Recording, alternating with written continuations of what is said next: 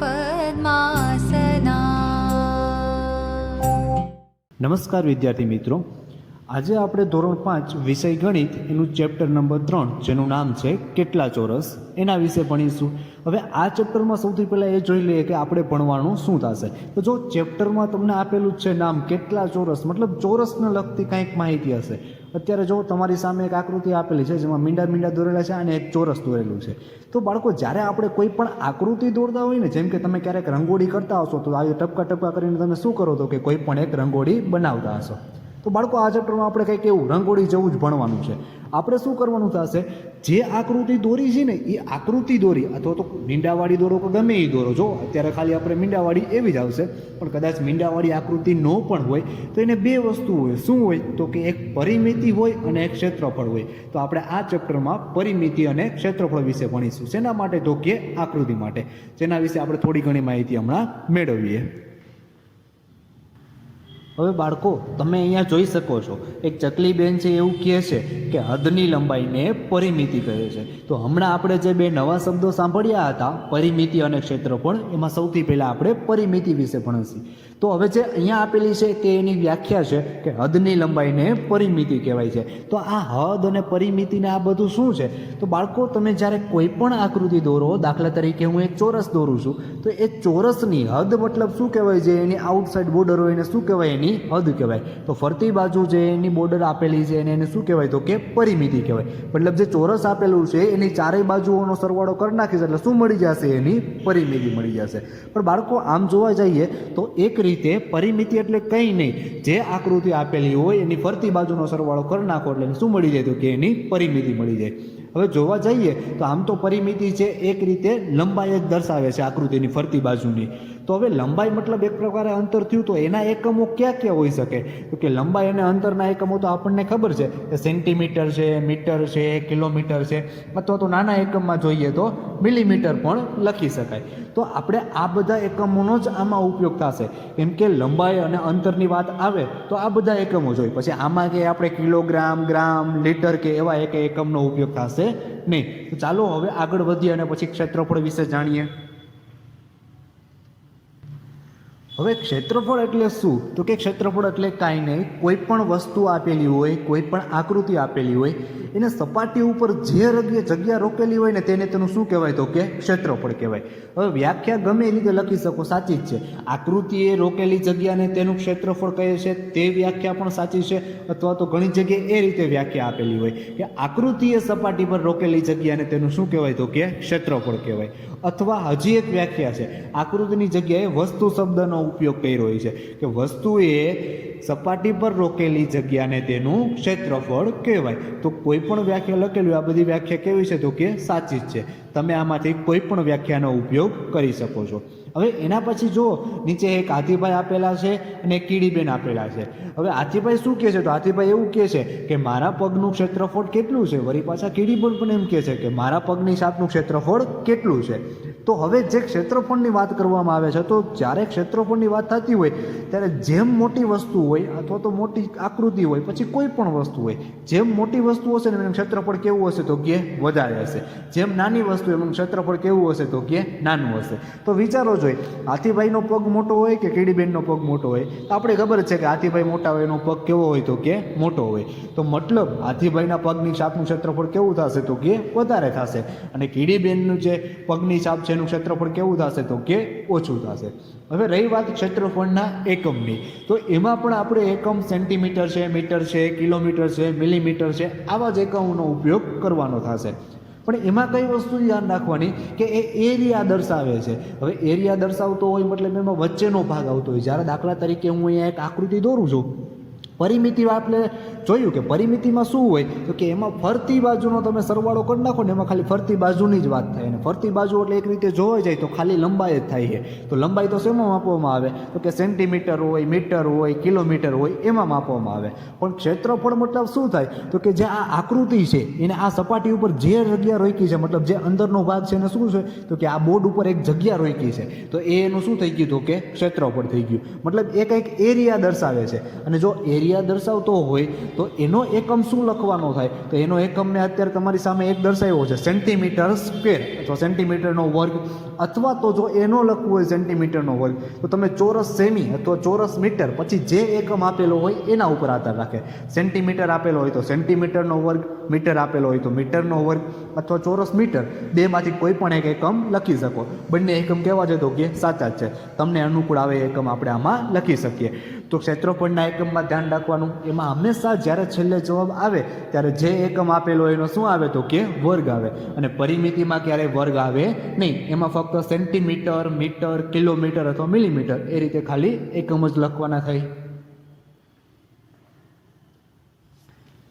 હવે બાળકો આપણે આ ચેપ્ટરમાં કેવું ભણવાનું થશે? તો કે ચોરસ ખાનાઓ દ્વારા જે આકૃતિ બનેલી હશે ને એનું ક્ષેત્રફળ અને પરિમિતિ શોધવાની થશે. હવે એ ચોરસ એક ખાનું આપેલું હોય ને, જ્યારે જો અત્યારે મેં તમારી સામે બે ચોરસ ખાના અલગ અલગ દોરેલા છે, હમણાં હું તમને સમજાવું કે એમાં શું કરવાનું છે. પણ આપણે આકૃતિ એવી જ હશે કે ચોરસ ખાનાઓ દ્વારા બનેલી હશે, તો એનું ક્ષેત્રફળ અને પરિમિતિ કેટલી થાય એના વિશે આપણે પહેલાં થોડી ઘણી માહિતી મેળવી લઈએ.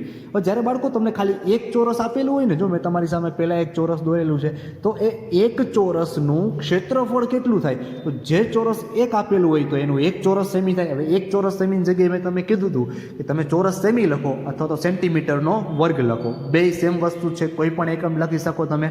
તો એક ચોરસ આપેલું હોય તો એનું ક્ષેત્રફળ કેટલું થશે? તો કે એક ચોરસ સેમી થશે.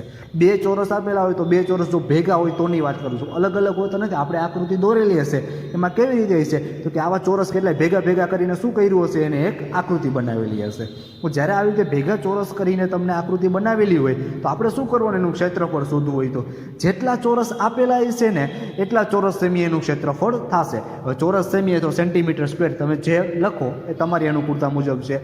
હવે એની જગ્યાએ ક્યારેક આપણે એવું બનશે કે આખું ચોરસ ન આપેલું હોય અને અડધા ભાગમાં જ આકૃતિ દોરેલી હોય, તો અડધું ચોરસ લીધું હોય ને તેનું ક્ષેત્રફળ પણ કેવું લેવાનું? તો કે અડધો ચોરસ સેમી જ લેવાનું. એટલા માટે આ બંને વસ્તુ ખાસ ધ્યાનમાં રાખવાની છે.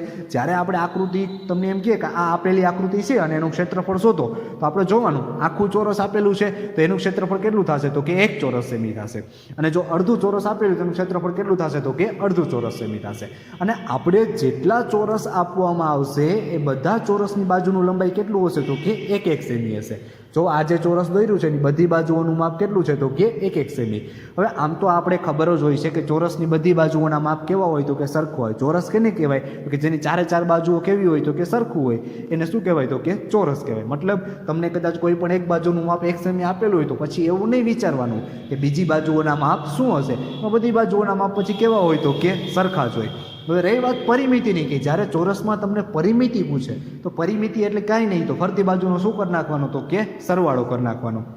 તો જોવો જોઈએ ફરતી બાજુની લંબાઈ આપણને શું આપેલી છે? તો કે એક સેમી આપેલી છે. ફરતી બાજુની લંબાઈનો સરવાળો કરશે 1 + 1 + 1 + 1, મતલબ 4 વખત 1નો સરવાળો કરવાનો, તો એની પરિમિતિ કેટલી થઈ જશે? તો કે 4 સેમી થઈ જશે. આ એની પરિમિતિ મળી ગઈ. તો આ રીતે પરિમિતિ શોધવાનું કીધું હોય તો ફરતી બાજુનો સરવાળો કરવાનો. અને જો ચોરસના ક્ષેત્રફળની વાત કરવામાં આવે તો શું કરવાનું? એક ચોરસ આપેલું હોય તેનું ક્ષેત્રફળ કેટલું થશે? તો કે 1 ચોરસ સેમી થશે. બે ચોરસ આપેલા હોય તો 2 ચોરસ સેમી. પછી જેટલા ચોરસ આપેલા હોય એટલા ચોરસ સેમી એનું ક્ષેત્રફળ થાય. હવે અહીંયા બાળકો આપણને દાખલો આપેલો છે જેમાં કીધું છે કે ટિકિટનું માપ નીચે આપેલું છે અને એના આધારે આપણે અમુક પ્રશ્નોના જવાબ આપવાના છે. તો તમે જોઈ શકો છો એક મોટા બોક્સમાં ચોરસ ખાનાઓ દ્વારા અલગ અલગ ટિકિટો દર્શાવેલી છે, જેના નામ પણ આપ્યા છે. A ticket, B ticket, C, D, E અને F. ટોટલ 6 ટિકિટો આપેલી છે. એમાં જો વ્યવસ્થિત જો તો તમે જોઈ શકો છો કે અલગ અલગ એવા ખાનામાં ચોરસ ભાગમાં ટિકિટોને વિભાજિત કરવામાં આવી છે. તો સૌથી પહેલો પ્રશ્ન આપણને પૂછ્યો છે કે ટિકિટ A દ્વારા 1 સેમી બાજુવાળા કેટલા ચોરસ ઢકાય છે?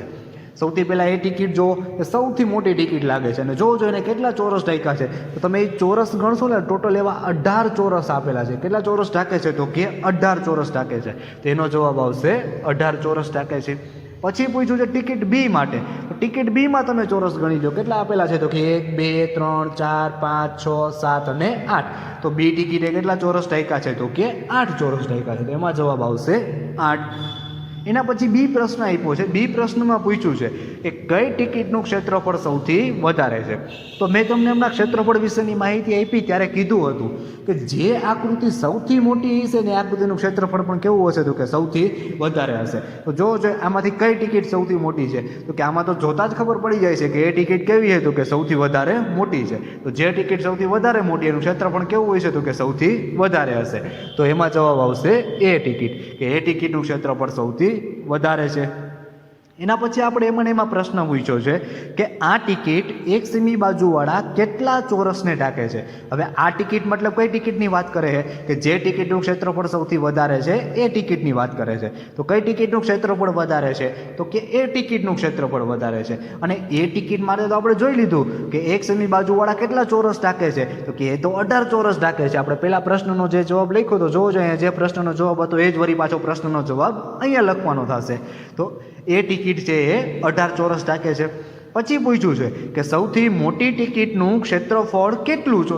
જો એને ખાલી જગ્યામાં પાછળ એકમ ઓલરેડી આપેલો જ છે કે જે સૌથી મોટી ટિકિટ છે એનું ક્ષેત્રફળ કેટલું છે અને પછી ખાલી જગ્યાને 4 સેમી લખ્યું છે.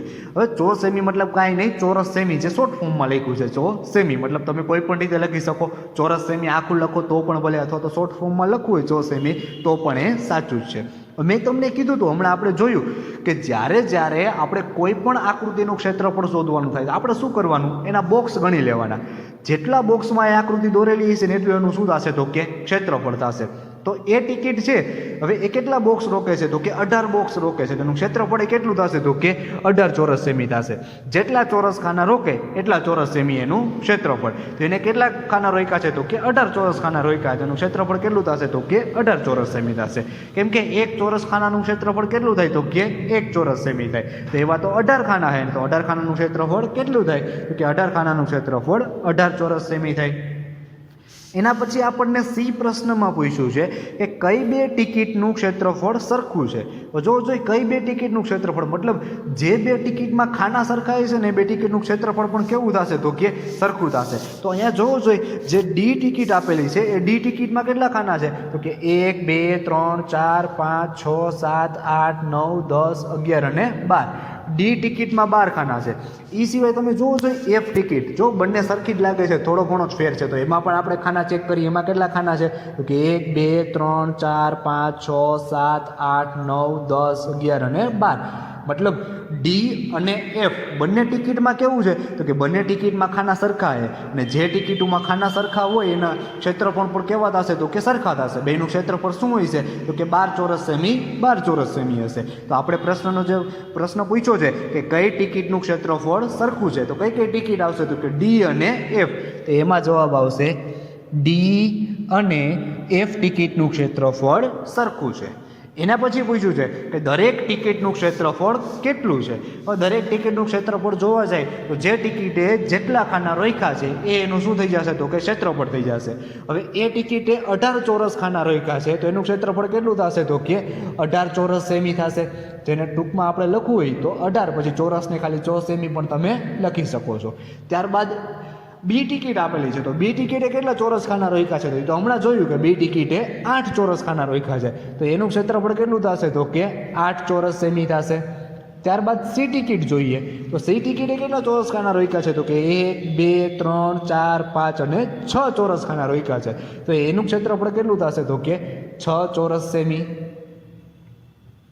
ત્યારબાદ ડી ટિકિટ જોઈએ તો ડી ટિકિટના તો ખાના આપણે હમણાં જ ગણ્યા, કેટલા ખાના છે તો કે એમાં 12 ખાના છે. તો 12 ખાના હશે તો એનું ક્ષેત્રફળ પર કેટલું થશે તો કે 12 ચોરસ સેમી.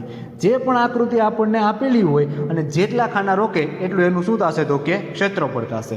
એના પછી ઈ આકૃતિ આપેલી છે એમાં કેટલા ખાના રોકે છે તો કે 1 2 3 અને 4 ચોરસ ખાના રોકે છે. તો એનું ક્ષેત્રફળ કેટલું થશે તો કે 4 ચોરસ સેમી થશે.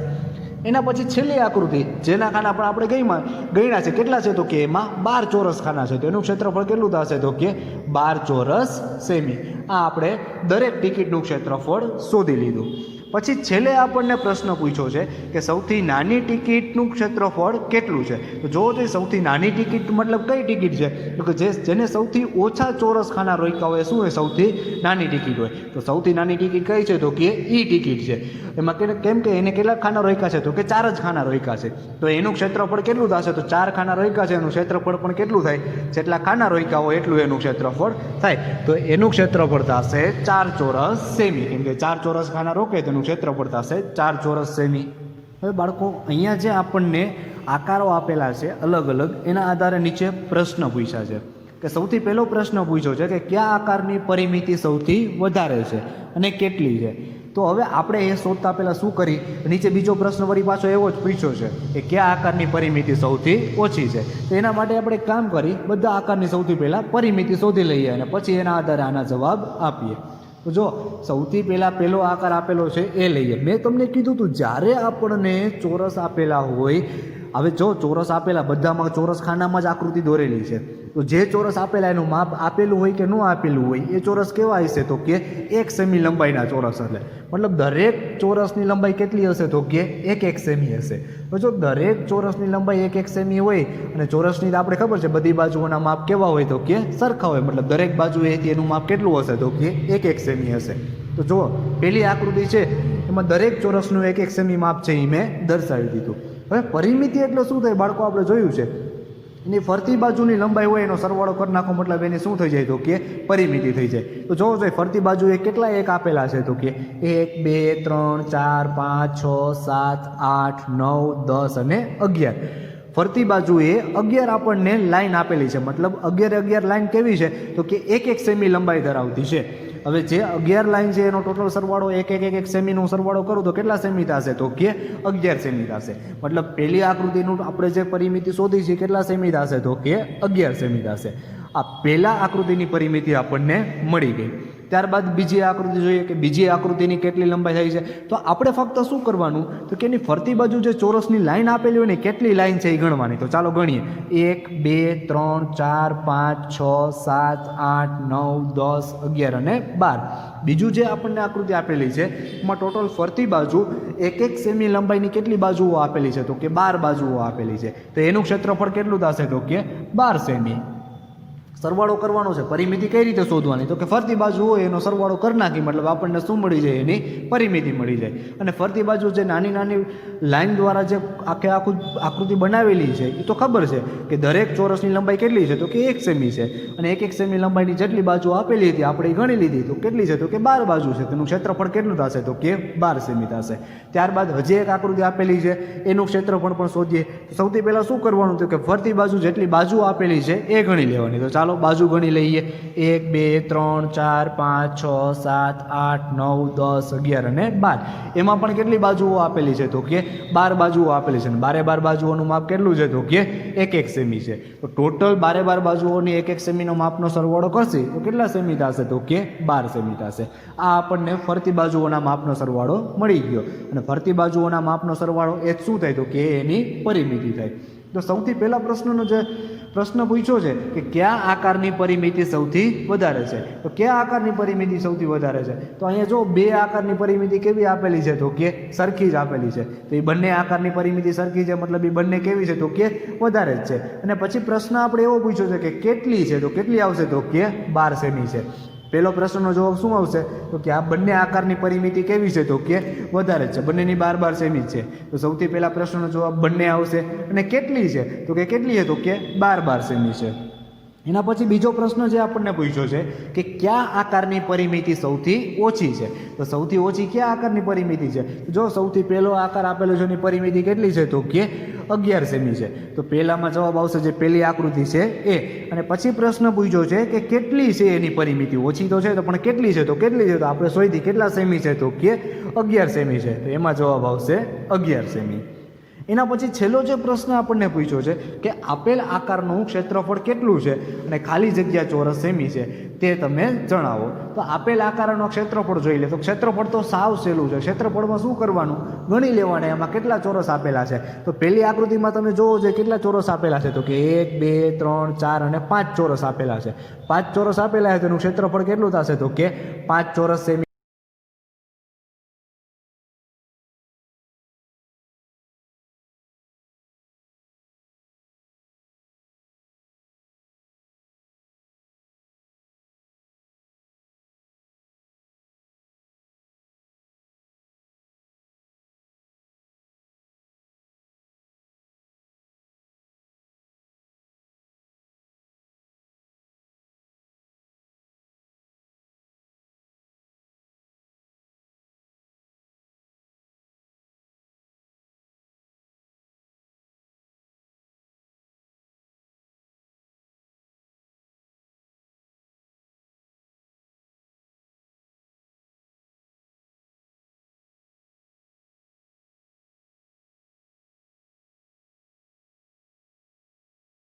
તો બાળકો અહીંયા આપણને જે મહાવરાનો દાખલો આપેલો છે એમાં આપણને પૂછ્યું છે પહેલો પ્રશ્ન કે આ એક આકારની બાજુ છે, આકારનું ક્ષેત્રફળ 4 ચોરસ સેમી થાય તે રીતે આકારને પૂર્ણ કરવાનો છે. હવે જો બાજુ મતલબ આપણને જે સાઈડમાં આકૃતિ આપેલી છે એ અધૂરી આકૃતિ આપેલી છે. એ આકૃતિમાં આપણે શું કરવાનું છે? તો આકૃતિને આપણે એ રીતે પૂર્ણ કરવાની છે કે જેથી જે આકૃતિ બને એનું ક્ષેત્રફળ કેટલું થવું જોઈએ? તો કે 4 ચોરસ સેમી થવું જોઈએ. હવે 4 ચોરસ સેમી ક્યારે થાય? તો બાળકો યાદ કરો, આપણે જોયું હતું કે જ્યારે એક ખાનું હોય ત્યારે 1 ચોરસ સેમી એનું ક્ષેત્રફળ થાય, 2 ખાના હોય ત્યારે 2 ચોરસ સેમી એનું ક્ષેત્રફળ થાય, અને જ્યારે અડધું ખાનું આપેલું તો મેં તમને કીધું હતું અડધું ખાનું હોય તો એનું ક્ષેત્રફળ કેટલું હોય? તો કે અડધો ચોરસ સેમી હોય. પણ 4 ચોરસ સેમી એનું ક્ષેત્રફળ ક્યારે થશે? જ્યારે 4 ખાના થઈ જાય ને તો એનું ક્ષેત્રફળ કેટલું થઈ જશે? તો કે 4 ચોરસ સેમી થઈ જશે. હવે આપણને અહીંયા અડધી આકૃતિ આપેલી છે ને આપણે આકૃતિને પૂર્ણ કરવાની છે જેથી એનું ક્ષેત્રફળ 4 ચોરસ સેમી થાય. તો ચાલો આપણે કરીએ. તો જો સૌથી પહેલાં આપણને આકૃતિ એ રીતે આપેલી છે જેથી 2 અડધા ખાના રોકાઈ ગયા છે. હવે 2 અડધા ખાના રોકાઈ ગયા છે તો અડધા ખાનાનું ક્ષેત્રફળ તો કેટલું થાય? તો કે અડધો ચોરસ સેમી થાય. પણ એવા 2 અડધા ખાના આપેલા છે. હવે હું અડધો વત્તા અડધો કરીશ એટલે એક આખો થઈ જશે. તો અડધો વત્તા અડધો મતલબ એક આખું ચોરસ ખાનું થઈ જશે અને એનું ક્ષેત્રફળ કેટલું થઈ જશે? તો કે 1 ચોરસ સેમી થઈ જશે. મતલબ અત્યારે જે આકૃતિ દોરેલી છે એના દ્વારા 1 ચોરસ સેમી જેટલું ક્ષેત્રફળ તો શું છે? તો કે રોકાઈ ગયું છે. અડધો અને અડધો આખો થઈ જશે મતલબ 1 ચોરસ સેમી થઈ ગયું છે. તો હવે કેટલું વધ્યું? તો કે હવે 3 ચોરસ સેમી વધ્યું, કેમ કે આપણે 4 ચોરસ સેમી કરવાનું છે, એમાંથી અડધો ચોરસ સેમી તો થઈ ગયું. હવે 3 ચોરસ સેમી મારે જો ક્ષેત્રફળ જોતું હોય તો મારે શું કરવું પડશે? તો કે 3 બોક્સમાં હું આકૃતિ દોર નાખું એટલે શું થઈ જશે? તો કે 3 ચોરસ સેમી થઈ જશે. તો જુઓ, આ એક બોક્સ રોકાઈ ગયું, બીજું અને આ ત્રીજું બોક્સ. હવે જોવું જોઈએ આ જે આકૃતિ બની એમાં કેટલા ચોરસ સેમી ક્ષેત્રફળ થાય છે? તો કે સૌથી પહેલાં તો 3 આખા બોક્સ આપેલા છે. 3 જે આખા બોક્સ આપેલા છે એનું ક્ષેત્રફળ કેટલું થઈ જશે? તો કે 3 ચોરસ સેમી થઈ જશે. ત્યારબાદ 2 શું છે? તો કે અડધા બોક્સ આપેલા છે, અને અડધા બોક્સનું તો આપણને ખબર છે કે અડધા જ્યારે બોક્સ આપેલા હોય ત્યારે એનું ક્ષેત્રફળ કેટલું થાય? તો કે અડધો ચોરસ સેમી થાય. પણ 2 અડધા આપેલા છે તો અડધો વત્તા અડધો કરીશ એટલે કેટલું થઈ જશે? તો કે 1 આખો ચોરસ સેમી થઈ જશે. તો આ બંનેનું થઈને 1 ચોરસ સેમી, અને બાકીના જે આપણને 3 આપેલા છે એ 3નું તમે કરશો એટલે 3 ચોરસ સેમી થશે. તો ટોટલ કેટલું થઈ જશે? તો કે 4 ચોરસ સેમી થઈ જશે. એના પછી નીચે જે આપણને બીજો દાખલો આપેલો છે, બીજા દાખલામાં પણ સેમ એ જ રીતે કીધું છે કે અહીં એક આકારની 2 બાજુઓ દોરેલી છે અને બીજી 2 બાજુઓ એવી રીતે દોરવાની છે કે જેથી એનું ક્ષેત્રફળ કેટલું થાય? તો કે 2 ચોરસ સેમીથી ઓછું થાય. જો આપણે આકૃતિ કઈ રીતે દોરવાની છે કે જેથી એનું જે ક્ષેત્રફળ છે એ 2 ચોરસ સેમીથી કેવું થવું જોઈએ? તો કે ઓછું થવું જોઈએ. ચાલો આપણે એ રીતે આકૃતિ દોરીએ. હવે જો ઓલરેડી અહીંયા 2 અડધા ચોરસ રોકાઈ ગયા છે. હવે 2 અડધા ચોરસ રોકાઈ ગયા છે મતલબ શું થાય? તો કે અડધો ચોરસ સેમી તો જગ્યા રોકી લીધી છે. હવે અડધો ચોરસ સેમી જગ્યા રોકાઈ ગઈ મતલબ એનું ક્ષેત્રફળ કેટલું થઈ ગયું? તો કે અડધો ને અડધો ચોરસ સેમી એટલે તો એક આખો ચોરસ સેમી થઈ જાય. મતલબ 1 ચોરસ સેમી તો ઓલરેડી જગ્યા રોકાઈ ગઈ છે. તો ચાલો આપણે બીજી રીતે દોરીએ. તો જો અહીંયાથી આવી રીતે હું આકૃતિ દોરીશ, અત્યારે જે મેં આકૃતિ દોરી છે આ આકૃતિનું ક્ષેત્રફળ કેટલું થશે? તો જોવો જોઈએ કેટલા અડધા ચોરસ છે? તો કે 3 અડધા ચોરસ છે. આ એક અડધું ચોરસ, આ બીજું અડધું ચોરસ, અને નીચે પણ કેવું છે? તો કે ત્રીજું અડધું ચોરસ છે. મતલબ એનું ક્ષેત્રફળ જોવા જાય તો કે આ અડધું ચોરસ, બીજું અડધું ચોરસ, હવે 2 અડધા ચોરસ એટલે કેટલું થશે? તો કે 1 ચોરસ સેમી થશે. વળી પાછું માથે એક અડધું ચોરસ આપેલું છે તો એનું પણ કેટલું થશે? તો કે અડધો ચોરસ સેમી થશે. તો ટોટલ કેટલું થશે? તો ટોટલ તો કંઈક અડધો 3 વખત ભેગો કરો એટલે કેટલા ચોરસ સેમી થાય? તો કે 1.5 ચોરસ સેમી થાય. પણ આપણે કેટલું કરવાનું છે? તો કે 2 ચોરસ સેમી કરતાં ઓછું કરવાનું છે. આપણે શું કર્યું હતું કે 2 ચોરસ સેમી કરતાં ઓછું થાય એ રીતે આપણે આકૃતિ એની દોરી નાખી. તો આ આકૃતિ અહીંયા આપણે પૂર્ણ કરી નાખી કે જેનું ક્ષેત્રફળ કેટલું થઈ ગયું? તો કે 2 ચોરસ સેમી કરતાં ઓછું ક્ષેત્રફળ છે. સર્વે ભવન્તુ સુખિનઃ, સર્વે સંતુ નિરામયાઃ, સર્વે ભદ્રાણિ પશ્યन्तુ મા કશ્ચિદ દુઃખ ભાગ ભવેत्.